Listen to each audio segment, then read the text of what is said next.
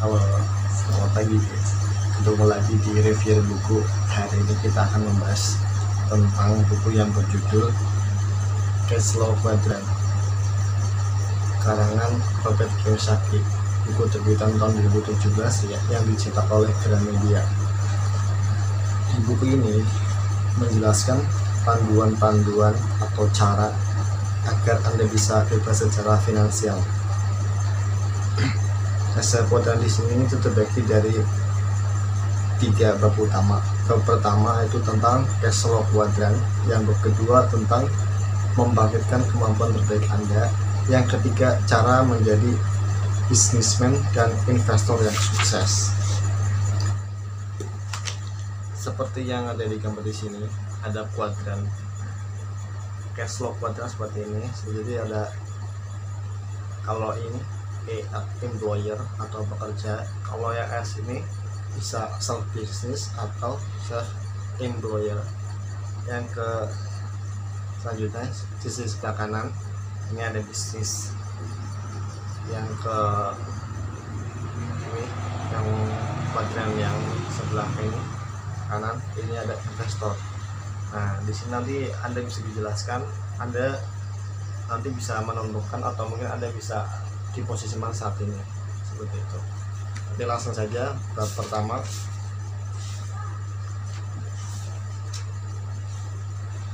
Bab pertama di sini ada fokusnya tentang perbedaan inti dari 4 kuadran di sini. Jadi ada employer, ada self employer atau self business, ada bisnis. Bisnis ini itu bisnis yang sudah besar, jadi ada supply-nya sudah ada, bisnisnya ada, sistemnya ada gitu. Jadi sistem yang sudah komplit gitu. Yang terakhir ada investor.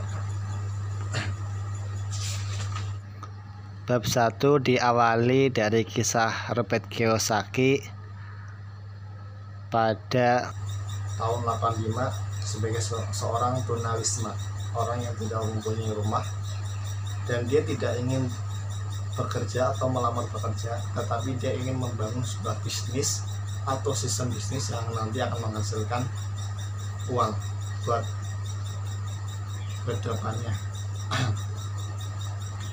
Terus selanjutnya di sini ada penjelasan tentang cash flow kuadran.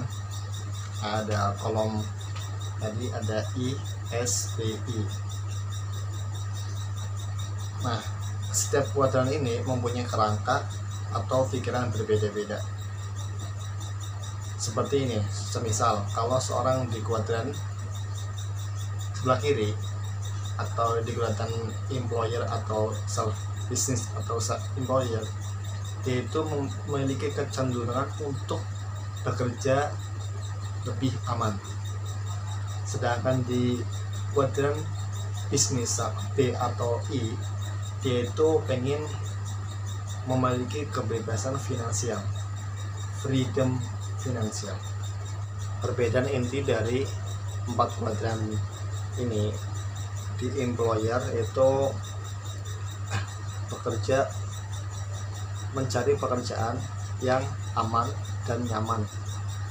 Sedangkan self employer atau mungkin self business, dia itu lebih cenderung bebas bekerja, tetapi dia yang menentukan hasilnya berapa atau kebutuhannya berapa. Contoh, saya bekerja 1 jam 100.000, kemudian 1 jam 1 juta, itu self employer. Terus bisnis, nah bisnis ini lebih cenderung untuk mengembangkan sistem. Jadi dia itu mencari orang untuk bekerja di sistem dia setelah dia menciptakan sebuah sistem tersebut. yang terakhir investor. Ini lebih mementingkan return dari investasinya. Alasan kenapa orang sering mencari keamanan pekerjaan. 1, biasanya karena terperangkap hutang. Misal saya udah belanja pakai pay letter, Nah, sehingga ada tuntutan untuk membayar di tanggal berapa. Nah, sedangkan saya hari ini punya uang berapa, jadi itu bekerja untuk menutupi utang tersebut. Selanjutnya, alasan kedua itu mengikuti skenario yang ada di pendidikan kita. Semisal lulus sekolah, kerja, habis kerja capek, nah itu membelanjakan uang tersebut tanpa memikirkan planning kedepannya, atau mungkin investasi kedepannya, atau mungkin masa depannya seperti apa. Oke, selanjutnya ada 3 jenis utama bisnis. Nah, tab selanjutnya ya ini ya. Pertama, ada perusahaan jenis yang mengembangkan sistem. Ya, pertama perusahaan bisnis yang biasa lah, seperti yang kita tahu. Nah, itu pengembangan sistem bisnisnya ya seperti normal lah, seperti kayak Indofood atau mungkin Gudang Garam atau sebagainya, seperti itu. Terus yang kedua ada bisnis waralaba seperti kayak Indomaret, Alfamart atau mungkin sejenisnya. Yang ketiga ada bisnis jaringan. Jadi kalau dulu namanya MLM, tapi sekarang berarti udah nggak boleh ya. Nah, pokoknya ada tiga jenis bisnis tersebut. Bab selanjutnya, nah di sini ada 3 cara mencapai posisi bisnis dengan cepat. Yang pertama adalah cari mentor. Cari mentor di sini itu mentor yang sudah teruji dan juga berpengalaman dan mempraktekannya.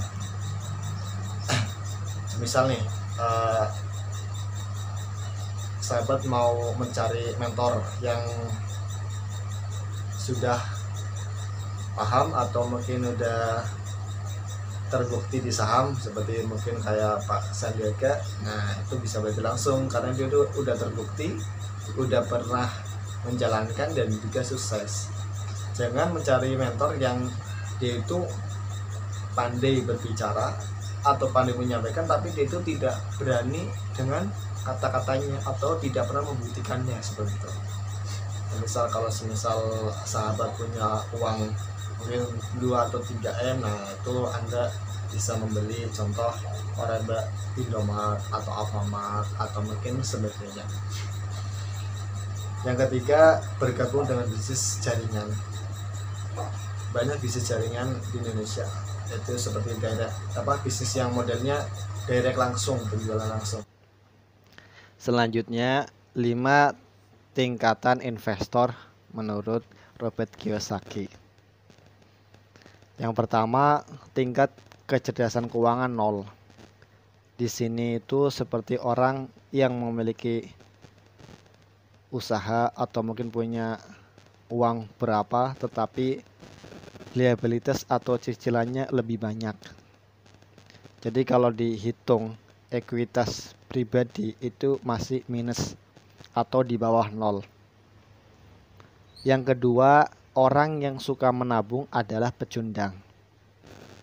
Di sini bisa dikatakan bahwa Robert Kiyosaki menekankan untuk menjadi investor mandiri atau bisnismen mandiri. Jadi tidak menabung, karena menabung itu tidak memerlukan ilmu, cuma tinggal taruh saja nanti dapat bunga. Tapi ingat, bunga itu sekarang sangat rendah. Tidak seperti tahun 98, itu bunga kan di atas 50%. Kalau sekarang paling di antara 3 sampai 5%. Yang ketiga, tingkat investor saya terlalu sibuk. Di sini itu orang yang fokus bekerja untuk jenjang karir sehingga lupa mempelajari dunia investasi dan menyerahkan kepada ahlinya. Yang keempat, saya adalah profesional investor atau di sini seperti investor mandiri. Setelah Anda mempelajari dunia investasi atau mungkin dunia saham, Anda langsung mempraktikannya dengan spekulasi Anda, dengan data Anda. Hasilnya nanti tergantung Anda. Itulah investor mandiri. Yang terakhir atau yang kelima adalah sang kapitalis. Di sini investor tingkat atas. Jadi itu dia investasi dengan uang orang lain, dengan uang orang yang tadi orang menabung sama orang yang diserahkan kepada pialang saham atau broker. Nah, sama dia itu diinvestasikan kembali sehingga itu dia dapat capital gain dari investasinya. Nah, itulah 5 tingkatan investor menurut Robert Kiyosaki. Bab kedua, membangkitkan kemampuan terbaik Anda. Yang utama adalah perubahan yang Anda alami dan jati diri Anda yang terbentuk dalam proses itu. Jadi dari setiap langkah, setiap Anda belajar, yang terpenting adalah Anda itu terbentuk dari proses tersebut. Bab ketiga yaitu cara menjadi kuadran bisnis dan investasi yang sukses. Poinnya adalah ambil langkah terkecil. Anda harus bisa berjalan sebelum Anda berlari. Dan di sini ada hasil penelitian cara orang yang terlahir miskin bisa menjadi kaya. Yang pertama, memiliki visi serta rencana jangka panjang. Bisa 5 tahun, 10 tahun, atau mungkin 25 tahun ke depan. Yang kedua, percaya pada hasil yang tertunda atau bisa dikatakan percaya pada proses. Kita giat melakukan usaha atau berbisnis, kalau sekarang belum dapat hasilnya, nanti ke depan pasti kita dapat hasil yang lebih besar. Yang ketiga, menggunakan kekuatan menggadaikan uang untuk keuntungan. Jadi kalau Anda sudah sukses di bisnis satu, Anda ciptakan bisnis lagi, usaha lagi, sukses kembali. Dan juga seperti di investasi, Anda sudah sukses di satu investasi, Anda bisa investasi di bidang yang lain atau mungkin di bidang yang sama tetapi perusahaan yang lain. Terakhir, 7 langkah untuk menemukan jalur cepat keuangan Anda. Yang pertama, saatnya mengurus bisnis Anda sendiri. Yang kedua, kendalikan arus kas Anda. Ketiga, ketahui perbedaan antara risiko dan beresiko. Yang keempat, tentukan Anda ingin menjadi investor tingkat apa, tingkat berapa. Yang kelima, cari mentor. Yang keenam, jadikan kekecewaan sebagai kekuatan Anda. Yang ketujuh atau yang terakhir, yaitu percaya pada kekuatan keyakinan. Terima kasih sudah menonton video ini. Kalau ada kekurangan atau kelebihan, silahkan bisa komen untuk memperbaiki ke depannya. Terima kasih. See you next time.